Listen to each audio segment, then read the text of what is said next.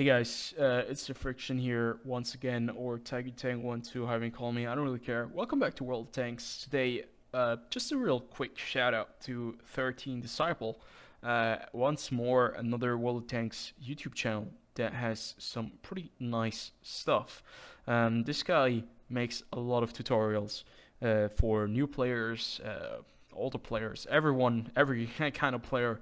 And I think his videos are quite nicely done, so maybe go over, give him a shout out, and subscribe to his channel if you haven't done so already. He's 6,000 subscribers at the moment, so that's quite large, larger than me, but still, why not promote some other channels if you already have the chance. So let's move on to the video. Hey guys, it's TheFrXion here, TigerTank12, having call me. I don't really care. Welcome back to World of Tanks, where we are today taking a look at the KIROVETS-1. This is the brand new Soviet TR-8 premium heavy tank, and I did not buy it. Well, I did buy it for credits, but thank God I didn't buy it for gold or for real life currency this time around. I wanted to see what it's like, since it actually has almost the same hull as the Object 703 version 2, so I thought it couldn't be that bad. And it turns out it's actually quite an interesting vehicle.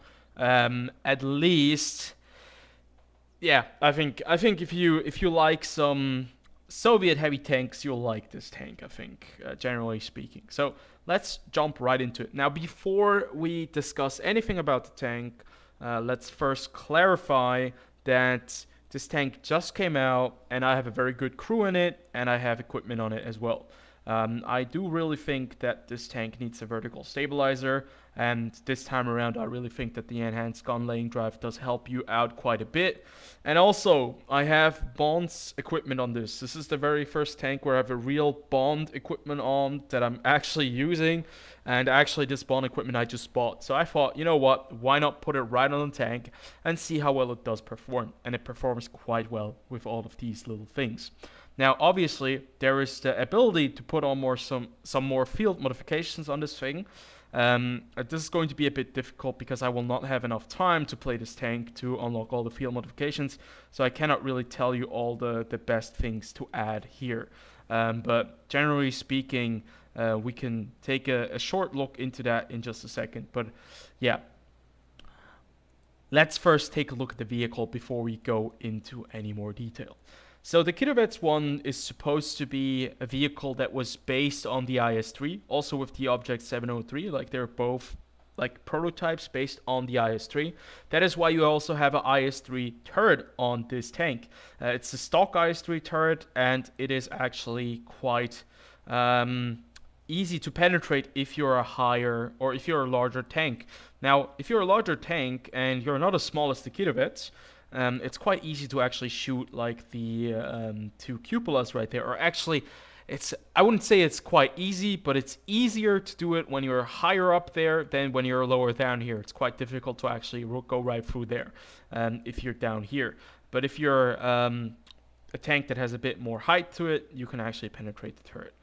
But let's take a look at the gun first. You have a 122mm gun, which is familiar with us because it's on the IS-5 as well. So if you have played the IS-5, you know the deal about the 122mm gun D25TA. It is a gun that has 390 alpha, 221mm of penetration, and it fires APCR as standard, heat as premium, and high explosive as third round option, as always. And the very interesting part about here is that it has like great shell velocity on the APCR, 1,400 meters per second, 221mm of penetration, which is okay, I guess. I think it's definitely good enough at tier 8. And if you really need the penetration to go with it, you have the 270mm penetration with the heat shell.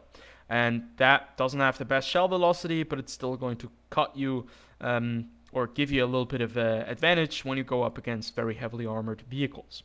One of the very interesting things about this tank is that the rate of fire isn't actually too bad. You have a rate of fire of 4.62, and now with the equipment I'm using with Brothers in Arms and everything, you can see that my rate of fire is at 5.11, rounds per minute. That is a reload time of 11.75 seconds. And that is quite decent in my opinion.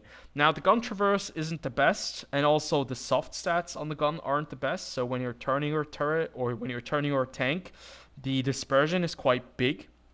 You only have 5 degrees of gun depression, so do not take this tank anywhere where you need gun depression. It doesn't work in your favor. Gun elevation wise, I think it's decent enough. Aim time and dispersion are quite shocking, though. Both of these things are not very good on this tank. Yeah, this vehicle is not supposed to be a sniper. It's not going to act very well at longer distances, and I would say you really need to get the dispersion down. I think on base, dispersion is 0.45, and that is atrocious. It's worse than the IS-3. It's worse than the Object 703 version 2 right here. It's worse than a lot of other vehicles. So yeah, you really need to get the gun in check because you want to be able to do damage. I think the DPM is decent enough. The rate of fire is decent enough. I already know this gun inside and out. I play the IS-5 and I play it quite often. I really enjoy the IS-5 as well. So the KIROVETS basically is just a bit of a better armored IS-5. At least in my opinion, at least gun-wise. And the IS-5 is more accurate because you have less dispersion on that. But still, I think the KIROVETS is going to be doing a lot better in close quarter combat. And that is coming down to its armor. You have 140 millimeters at the front, 100 on the side, 60 on the rear, 195 on the turret at the front, 120 on the side, 100 at the rear. And the turret is probably the biggest weak spot on this tank except for the lower plate. Now, the upper plate with 140 millimeters of armor with that angling is up to, I think it's effective up to 240 millimeters. So it's very difficult to go right through the upper plate. And the lower plate right there is actually, it's okay. You can penetrate it. I think it's less than 100 millimeters thick or maybe 100 millimeters. I don't really know exactly. But yeah, it's also quite difficult to be able to go through if you're playing a tank that doesn't have 190, 200 millimeters of penetration. So this is definitely the strong suit of this tank. It also has 1,550 hit points, so that is quite nice. So yeah, this is definitely the strongest suit of the tank. You have really great hull armor. Your turret armor is something that can be taken advantage of if people start shooting heat shells. Or if they start aiming for your weak spots, but it's still quite difficult to hit them if you're at far longer ranges and you're not that close to the enemy. Mobility wise, this tank is actually quite fast, at least in my opinion. 42 kilometers per hour top speed going forward. Now that is without any kind of turbo. 720 horsepower engine, which gives you a 15.03 horsepower per ton.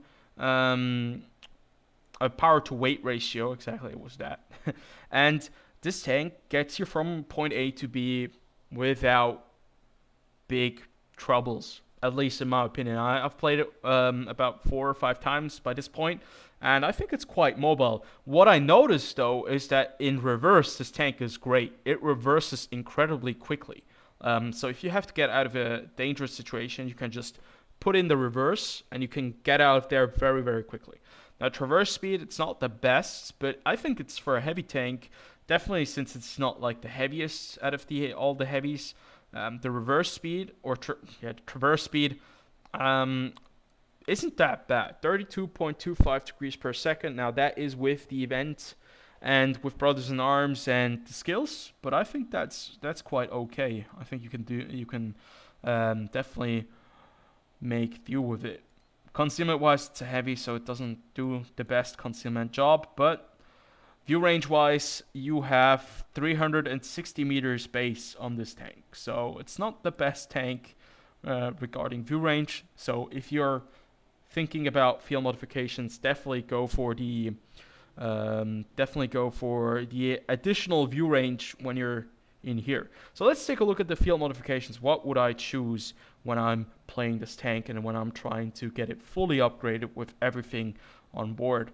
What I would do right here is I would definitely go for plus 7% maintenance speed, or keeping the speed, maintaining the speed, because I want to be at the right place very quickly, then I would go for dispersion, to decrease the dispersion to 0.39, because you want to increase the accuracy of this tank right there. And that would be all the modifications. And in the end, you can go for a mobility or a firepower slot, and you can add like a turbocharger on top of it, which would make the top speed 47 kilometers per hour. You'd have maybe 17 to 18 horsepower per ton. That would be quite nice. It would make the tank faster. It would make it more mobile and more flexible for your gameplay style. Or I would go for just the firepower. Maybe just put the vertical stabilizer into that slot, and then you're going to be able to deal, or put the enhanced gunling drive in that slot, and you're going to be able to aim in faster. Everything will feel a bit more. What do you call it? It would just feel better, gameplay wise. It would be a lot more enjoyable when you're in close quarter combat because it's more snappy. Now, generally speaking, I think that I would definitely put on vertical stabilizers when I'm playing this tank, because it has a huge bloom if you're playing without vertical stabilizers. But that's just a little suggestion on my part. I picked one of the KV4 Kraslavsky right there to put on that one, and I've enjoyed it a great deal so far. So let's say, without further ado, let's move on over to gameplay and just see how well this tank does in combat. Okay, so the gameplay I have for you guys is on the map Safe Haven, and you can see it's a full tier 8 match. We're playing against a lot of premium tanks, and we are a premium tank as well. So yeah, definitely a matchup that you'll be seeing quite often. And I think a matchup that will definitely show you the strengths and the weaknesses of the KIROVETS very, very nicely. This game shows you one extremely frustrating part of the KIROVETS, and that is the abysmal, really horrible accuracy that you have. When I'm playing the IS-5, I don't have the feeling that it's as inaccurate as the KIROVETS is, but somehow it's just as bad. Right here you can see we're driving straight into the fight. I'm trusting my armor to do most of the hard work, and we do get penetrated by an ELC even 90. That gentleman did write me after the game as well. He was a bit upset, but that's just another added benefit of playing the KIROVETS. Right there, we hit the IS-3. He's a bit overconfident right here, and we hit him through his tracks. One thing that I wanted to mention that I forgot to mention in the vehicle preview prior is that you only carry 30 shells in this tank. It's the same as the IS-5. They both do not carry a lot of shells. So if you do fire every single time, and like me, you do fire when you have the chance, you will be wasting a lot of ammunition, especially with the horrible accuracy. There will be a lot of shots that go somewhere where you do not want them to go. And when you're playing this map, what you really don't want to have is you don't want to get flanked, you do not want to get overwhelmed in numbers, and right there you can see you want to hit your targets. Unfortunately, we do not hit the IS-3A. He manages to go around, and he is now charging the TS-5 with the ELC even 90, I think. So at this moment in time, what I'm just trying to do is I'm just trying to put down some fire, hit some targets, deal some damage. I know that my armor is superior to the ELC even 90. My armor is superior to the IS-3 over there as well. Both of them do bounce me, and there once again you can see 2 shots, no damage done to the ELC even 90, no damage done to the IS-3. That's something that you'll notice will happen a lot of times when you're playing the KIROVETS. And then, unfortunately, we are not able to go through the pike nose of the IS-3 either. But we've already bounced 1,610 damage, and it just shows you the incredible, bit frustration, the incredible potential of the armor that you have in this tank, and it's one of the main features what makes this tank fairly competitive. So right there you can see we have 2 tank destroyers sitting at the back, and they're providing fire support, and we just spotted them 1,061 damage, and that's some nice assistance damage right there. And once again we miss like a shot that probably should have went towards the right direction. And I noticed that we just lost the TS5. We're isolated over here. There's a Yak Tiger who's driven away, but we still have these guys over there. So what I'm trying to do is I'm trying to back up on the hill. I know we have some guys pushing over here, and I'm just trying to move up. And what you can see is the beautiful speed of the reverse speed on this tank. 20 kilometers per hour backwards. That's quite nice. And then again, the accuracy lets you down, and the shell just goes somewhere off into the distance. You don't hit anything. But because your armor is so good, doesn't really matter. He bounces, but we do not bounce this one, and we're not going to bounce the other shot. And now you can see the weakness of this tank. The biggest weakness is the side and the rear, just like any other vehicle. But with the KIROVETS, I think it's the only real weakness you have, because the front is quite heavily armored. The turret in a hull down position like this, or in a position like this where they are below you, you don't really have to worry about them shooting your weak spot on top. So now we have a little bit of a standoff. We have Emil. We have another missed shot. We have the M3Y, and we have us sitting up here trying to hold off these guys while they are pushing us. And I'm just trying to help the Emil out here, trying to tank some shots. And it's a bit of an awkward engagement right now, if to be fair. The Emil is reloading. We're 3 guys, and we really need to hold this position. If we are not holding out here, we're going to lose this match. And we do have our team pushing on the other side. And finally, we have a penetrating shot. I've had to wait about 4 minutes for another pen after I first penetrated the IS-3 and then the Scorpion G. But you can see right now, this is where you want to find yourself in. Oh, right there. Ah, no. Ah, that was our bad. Unfortunately, we just fired when he was moving up. And we have an IS-3 on permatrack, but you can also see the limitations of this tank in terms of gun depression. You have 5 degrees, you don't have any more, and the Renegade smartly takes out the Emil 1 right there. And now it's a very, very quick run towards cover, because I don't want to get hit by the Renegade into the rear. But unfortunately, once again, the ELC-90 pops up behind me, and he really wants to get me out of this game. We do get a very nice dose of assistance damage once more, 1,128 by the 2 TDs sitting in the back. And now the tides of the battle have actually turned around quite a bit. So the Renegade is over here. He is just trying to lure us out, and I'm just trying to peek my head over here and shoot the Renegade. I am able to penetrate him, but unfortunately for me, the ELC-90 pops up out of nowhere again, and French Amex is coming out of cover. Now with this yacht tank, because this ELC-90 was so driven in taking me out of the game, he didn't think about finishing off the M3Y. That probably could have been a game decisive move if he would have taken out the M3Y, because then the other guys could have been able to flank me. But they still had to go up against 2 tank destroyers sitting at the back and quite a few players in the field, at least 2 more players in the field. So by this point, we've bounced 2,800 damage. We've done 2,000 damage. We could have done a lot more if our shots were accurate. And we've also assisted about 2,200 damage. So in total, this is the Ace Tanker gameplay, 4,000 damage combined. And we're just waiting for that annoying little ELC-90, but he doesn't pop up. I'm just waiting for the Renegade to be shot from the RHM and the T26E4. But they are taking their time, but finally they take him out.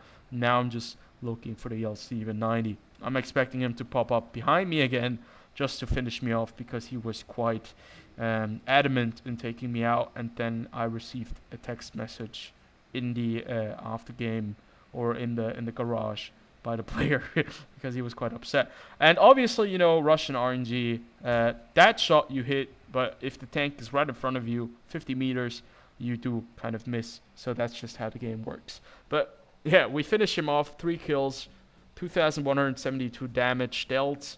2,800 damage bounced, and 2,246 assisted with just spotting the tanks somehow, like proxy spotting them and allowing the other 2 guys over there to shoot them. So what can we say about the KIROVETS at this time? Now the KIROVETS is a heavy tank. that really relies on the armor, and the armor is the main feature of the vehicle. Now, is it worth 15 million credits? Absolutely not. Why did I pick it up? Because it is a collector's tank, and why not pick it up if you already have like the credits lying around? So I wanted to pick it up. I didn't really care if it was good or not, but it turns out it's actually quite nice. It's not on the same level as maybe the Object 703, but armor-wise, it comes really close. The turret isn't as strong, but the hull armor is just as good. The turret armor does have some weak spots, but it's quite difficult to still like reliably penetrate them with standard rounds at least. And the gun is just the biggest weakness of this tank. The accuracy that you have of, you know, 0.45 is horrendous. You could see that in this match. Like the distance from over there to over there, that's like 400 meters, and not being able to hit that shot at 400 meters, like point range, kind of sucks. So it's a tank that is extremely frustrating in times, but extremely lenient, and like it allows you to just make so many mistakes because of the armor.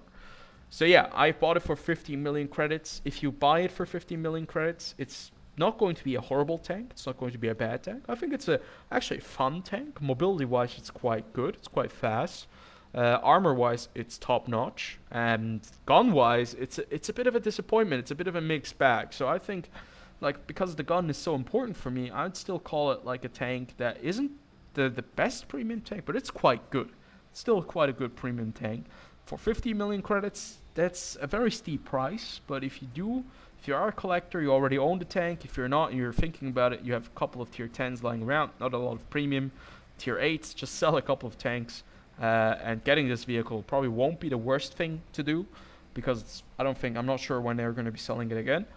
But, you know, I still enjoyed it, and I do not regret my purchase. So, hope I could inform you guys enough about the KIROVETS, and I hope you guys had a good one. And tell me all about this tank. Did you get it? What do you think about the current, Caravan? Do you like it? Do you not like it? I'll see you guys in the next video.